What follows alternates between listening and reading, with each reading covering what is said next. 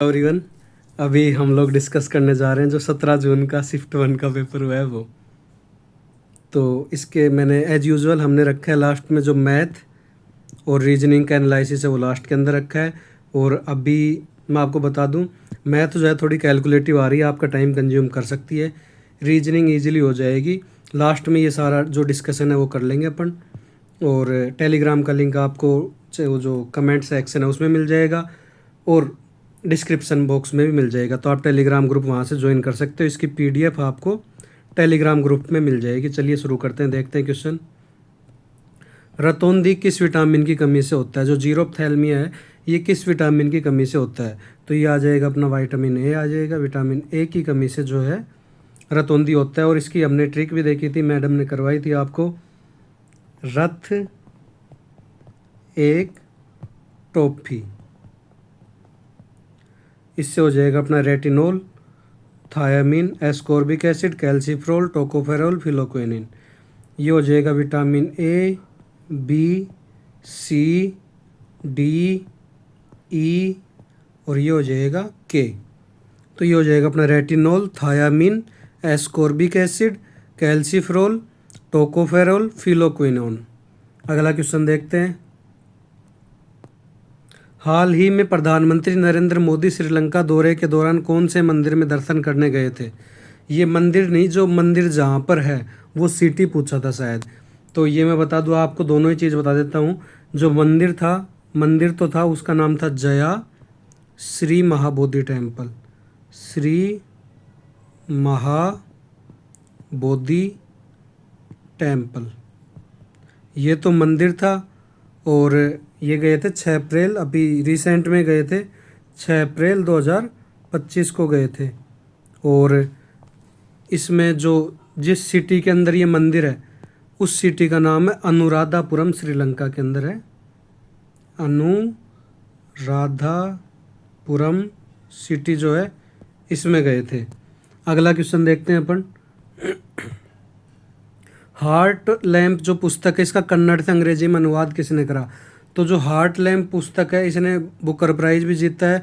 और ये जो बुक है ये है बानू मुश्ताक की, बानू मुश्ताक की बुक है। और इसका जो कन्नड़ से ट्रांसलेशन किया है,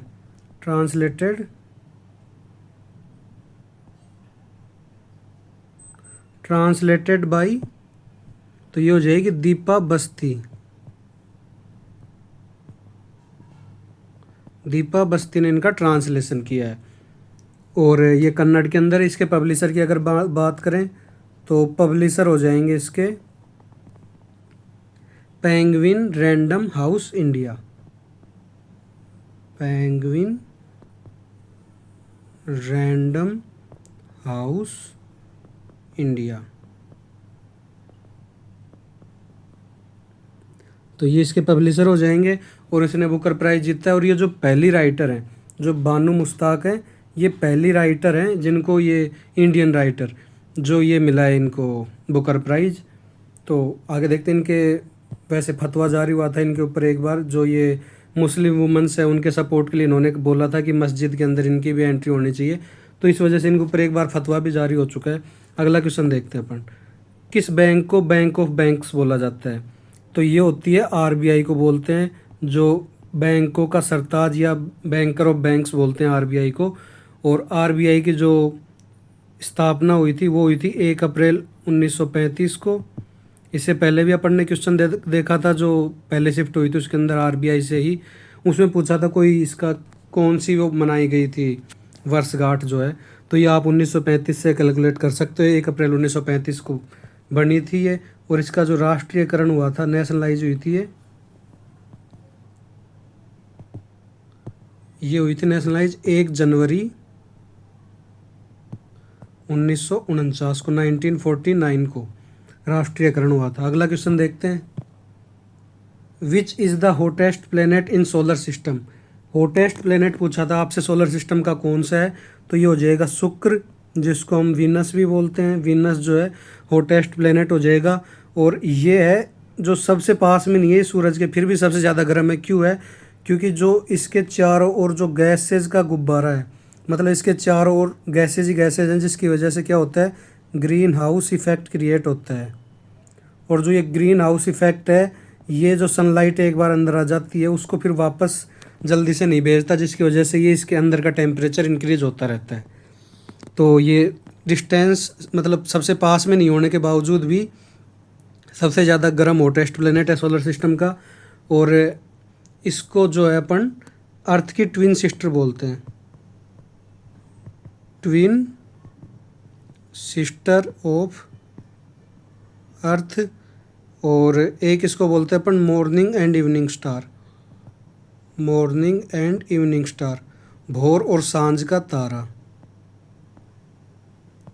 ज़्यादा चमकता है, ये इसका फिक्स टाइम है, इसलिए इसको जो पहले वाले लोग थे वो इसको ही देख कर, ये 4 बजे के आसपास निकलता है तो इसको ही देख कर उठते थे। अगला क्वेश्चन देखते हैं, किस मुगल सम्राट को जिंदा पीर कहा जाता है? तो ये जिंदा पीर जो है ये औरंगजेब को कहा जाता है, औरंगजेब को जिंदा पीर कहते हैं। और औरंगजेब ने क्या किया था, सत्ता लेने के लिए इसके भाइयों से लड़ाई करी थी। और जो शाहजहाँ था, इसके पिताजी जो शाहजहाँ थे जिन्होंने ताजमहल बनवाया, उनको जेल में डाल दिया था, शाहजहाँ को कैद किया। उसके बाद सत्ता पर बैठा 1659 के अंदर, और ये रहा था 1707 तक। अगला क्वेश्चन देखते हैं। अगर वीडियो पसंद आ रही हो तो वीडियो को लाइक कर देना, चैनल को सब्सक्राइब कर देना। जो क्लॉक वो सीपीयू की स्पीड है वो किसके ऊपर डिपेंड करती है? तो जो सीपीयू है इसको अपन बोलते हैं सेंट्रल प्रोसेसिंग यूनिट। एक बार आपसे सीपीयू से पहले पूछ चुका है वैसे क्वेश्चन, उसमें ये पूछा था आपसे कि इसके कौन सा पार्ट नहीं है। तो सीपीयू के 3 पार्ट होते हैं, एएलयू अर्थमेटिक लॉजिक यूनिट, दूसरा होता है एक रजिस्टर होता है, और एक होता है कंट्रोल यूनिट जिसको अपन सीयू बोलते हैं। Arithmetic logic unit, control unit और रजिस्टर। रजिस्टर एक मेमोरी होती है, फास्टेस्ट मेमोरी होती है ये कंप्यूटर की। और जो इसकी क्लॉक स्पीड है जिससे अभी क्वेश्चन पूछा है, तो सीपीयू जो है इसकी स्पीड डिपेंड करती है क्लॉक स्पीड के ऊपर। जिसकी जितनी ज़्यादा क्लॉक स्पीड होगी वो उतना ही फास्ट कंप्यूटर होगा। अभी आपने रिसेंट में जैसे अपने जो मोबाइल फ़ोन आते हैं इसमें अपन देखते हैं ना, जैसे 2 गीगाहर्ट्ज़ का प्रोसेसर है, 3 गीगाहर्ट्ज़ का प्रोसेसर है, ऐसे। तो इसकी जो क्लॉक स्पीड है ये जो अपन मेज़र करते हैं वो गीगाहर्ट्ज़ के अंदर मेज़र करते हैं। जिसकी ज़्यादा गीगाहर्ट्ज़ वो फास्ट। और ये एक कोर भी होती है, जैसे आपने सुना होगा 4 कोर प्रोसेसर है, तो एक ये जो सीपीयू की कोर है उसके ऊपर भी डिपेंड करती है इसकी speed. Number of CPU course, core के ऊपर भी डिपेंड करती है, और क्लॉक स्पीड में मेजर करते हैं इसको। और जो इसकी यूनिट है वो गीगाहर्ट्ज़ हो जाएगी। अगला क्वेश्चन देखते हैं, किसने लंदन में सर विलियम हट कर्जन वायली की हत्या करी? मैं आपको बता दूं ये क्वेश्चन आप लोग ही बताते हैं, तो इनकी जो लैंग्वेज है, जो क्वेश्चंस बनाते हैं हम लोग, तो वो थोड़ी सी इधर उधर हो सकती है। बाकी क्वेश्चंस यही होते हैं, आप क्वेश्चंस की टेंशन मत लीजिए। लैंग्वेज थोड़ी सी इधर उधर हो सकती है क्योंकि क्वेश्चंस हमारे अकॉर्डिंग हम खुद से डिज़ाइन करते हैं। तो जो लंदन में सर विलियम हट कर्जन की जो हत्या करी थी वो करी थी मदन लाल ढींगरा ने, मदन लाल ढींगरा। और ये करी थी 1 जनवरी 1909 को। अगला क्वेश्चन देखते हैं, लोकपाल या लोकायुक्त अधिनियम 2013 कब से प्रभावी हुआ? तो ये हुआ था 16 जनवरी 2014 से। 2013 के अंदर आया था, 14 से प्रभावी हो गया था। अगला क्वेश्चन देखते हैं, जो आर्टिकल 30 है इंडियन कॉन्स्टिट्यूशन का, तो वो किससे रिलेटेड है? अभी कुछ लोग बोल रहे हैं आर्टिकल 30 से आया था, कुछ लोग बोल रहे हैं कि आर्टिकल 29 से आया था, 29 से आया था।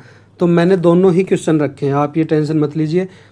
30 का भी रखा है और 29 का भी रखा है, इनमें से कन्फ्यूज़न है। तो 30 का बता देता हूँ मैं आपको। 30 जो है ये डील करता है जो माइनॉरिटीज़ के राइट हैं, एस्टैब्लिशमेंट एंड एडमिनिस्ट्रेशन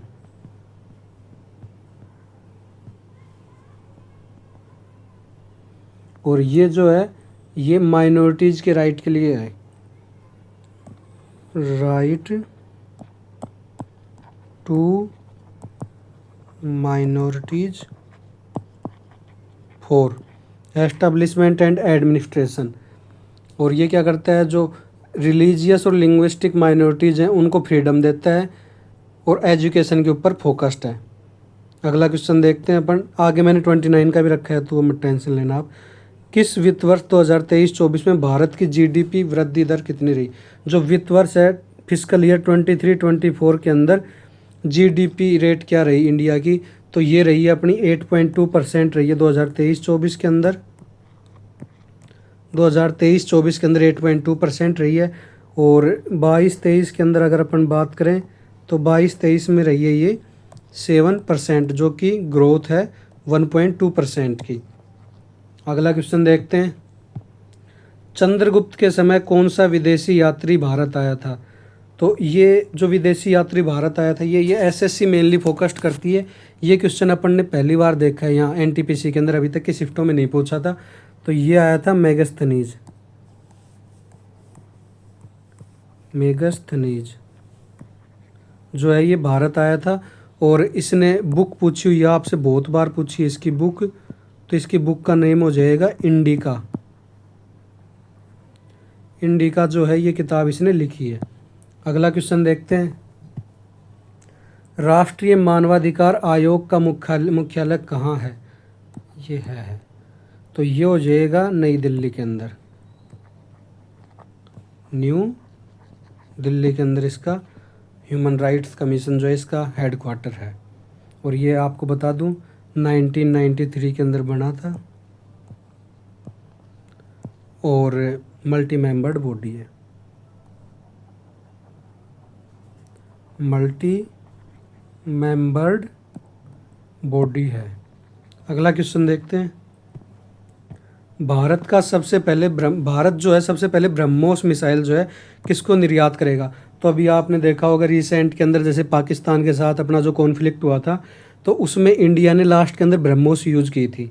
जो ब्रह्मोस है उनका एयरफोर्स का स्टेशन था उसको उड़ाने के लिए काम में ली थी ब्रह्मोस। तो ब्रह्मोस क्या है, ये सरफेस टू सरफेस मिसाइल है। तो ये अपन निर्यात करेंगे फिलीपींस को। फिलीपींस को करेंगे। इसकी सफलता को देखते हुए फिलीपींस ने बोला है और ये डील हुई थी 19 अप्रैल 2024 को।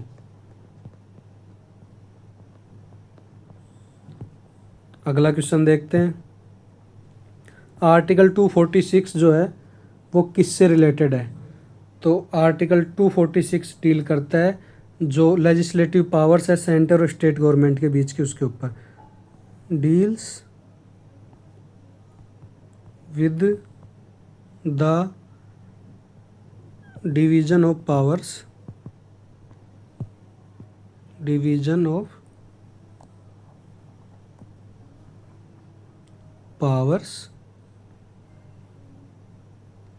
बिटवीन सेंटर एंड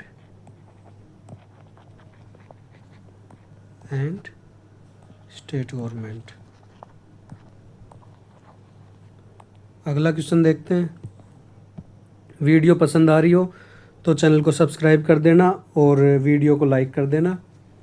1000 जो सब्सक्राइबर हैं उनका टारगेट रखते हैं, देखते हैं पहुंचाते हो नहीं आप। जो रामोसी विद्रोह है ये किसके नेतृत्व में हुआ 1831 के अंदर? ये पूछा था आपसे। तो ये हुआ था उमाजी जो राज्य नायक थे, उमाजी राज्य नायक। और ये जो विद्रोह हुआ था ये ब्रिटिशर्स के खिलाफ हुआ था, अंग्रेज़ों के खिलाफ। और ये हुआ था जो पश्चिम दक्कन का पठार है उस साइड से, पश्चिम दक्कन से।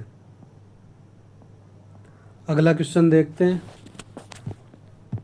लोकपाल बिल कब आया था? तो जो लोकपाल बिल है यह आया था 16 जनवरी 2014 को। 2014 को आया था, 13 के अंदर पास हुआ था ये। आर्टिकल 29 किससे रिलेटेड है? तो मैंने बताया था अभी कि आर्टिकल 30 का भी क्वेश्चन रखा है मैंने और 29 का भी रखा है। तो ये भी माइनॉरिटीज से रिलेटेड है, बट ये क्या करता है कि जो एजुकेशनल इंस्टीट्यूशन है उनमें डिस्क्रिमिनेशन ना हो, मतलब ये बोलता है प्रोटेक्शन ऑफ माइनॉरिटीज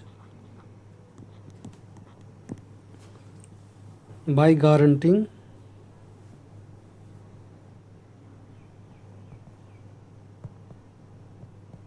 देयर, जो अलग अलग लैंग्वेज है, डिस्टिंक्ट लैंग्वेज।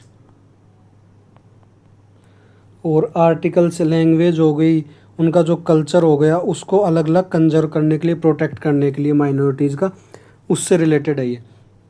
और मैं बता दूं आपको, माइनॉरिटी ये जो आर्टिकल है यहाँ से रेगुलर क्वेश्चन आ रहा है।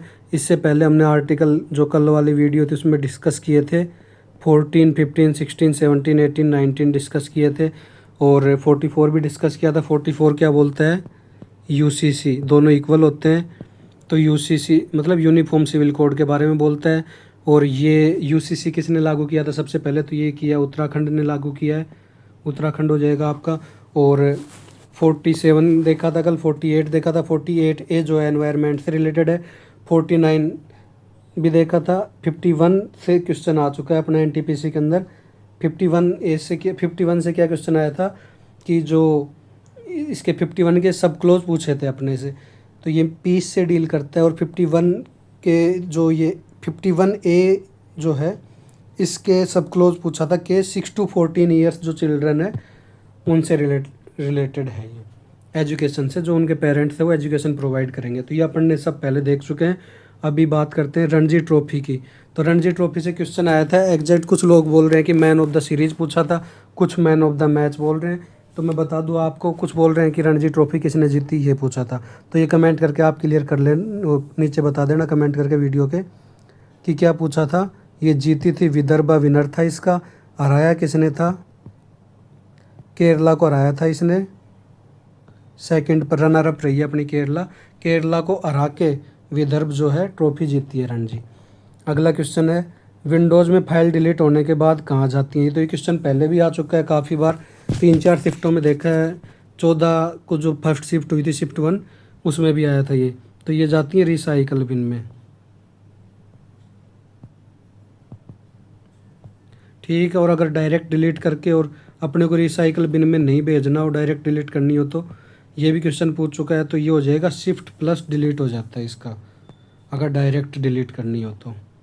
बाकी अगला देखते हैं, धोलावीरा किसके लिए फेमस है। तो अभी एग्जैक्ट क्वेश्चन नहीं बताया कि क्या था, बस इतना बताया कि धोलावीरा फेमस है, ऐसे पूछा था।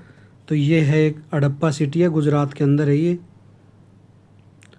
हड़प्पा सिटी है, गुजरात के अंदर है। और ये फेमस है इसके वाटर मैनेजमेंट के लिए, वाटर मैनेजमेंट हो गया। जो अर्बन प्लानिंग है इसकी, उसके लिए,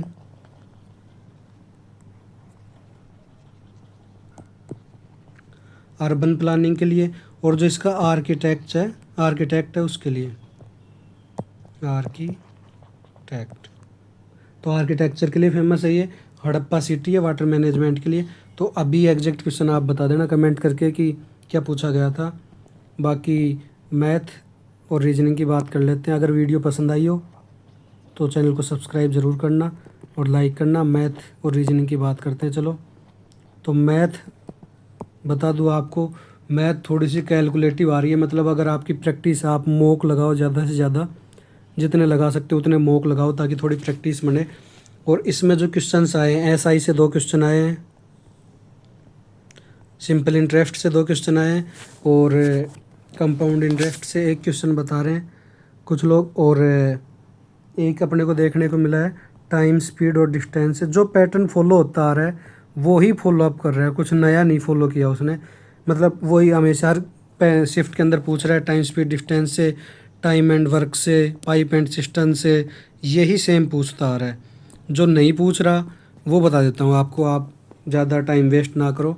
रीजनिंग के अंदर आपको क्लॉक, कैलेंडर और ये सब नहीं पढ़ने। रीजनिंग के अंदर जो क्लॉक हो गया, कैलेंडर हो गया, या फिर डाइस हो गया, यहाँ से क्वेश्चन नहीं पूछे अभी तक। फिगर एम्बेडेड हो गया, इन सब से नहीं पूछे। उसने पूछे कोडिंग डिकोडिंग से, कोडिंग डिकोडिंग, ब्लड रिलेशन हो गया, ब्लड रिलेशन से। सिटिंग अरेंजमेंट सबसे ज़्यादा फोकस्ड है। यहाँ से 4 से 5 क्वेश्चन हर शिफ्ट में पूछ रहा है, अभी तक का रिकॉर्ड चल रहा है जो। डायरेक्शन डिस्टेंस से पूछा है। तो अभी इतना ही है, बाकी कुछ और क्वेश्चंस भी पता चले हैं तो वो मैं बता दूँ, आपके साथ शेयर कर लूँ, बट इनकी एग्जैक्ट लैंग्वेज नहीं पता चली। जैसे एक क्वेश्चन था, उसमें पूछा था कि जो रेजिस्टेंस है, कुछ वैल्यू दी हुई थी आपको या पता नहीं सर्किट दिया हुआ था, ये पूछा था सीरीज और पैरेलल के अंदर कुछ वैल्यू निकालनी थी। तो अभी वैल्यूज़ नहीं पता चली हैं इस रेजिस्टेंस का सीरीज़ और पैरेलल में। इसका फॉर्मूला बता दूँ आपको, अगर इक्विवेलेंट रेजिस्टेंस निकालना है सीरीज़ के अंदर है तो डायरेक्ट ऐड कर देते हैं R1 + R2, और अगर ये पैरेलल के अंदर है तो ये हो जाता है R1 R2 upon R1 + R2, ये पैरेलल के अंदर हो जाता है। तो यहाँ से ये क्वेश्चन हो गया। एक लोग बता रहे हैं रेपो रेट जो है वो पूछी थी आरबीआई की जो रेपो रेट है वो पूछी थी।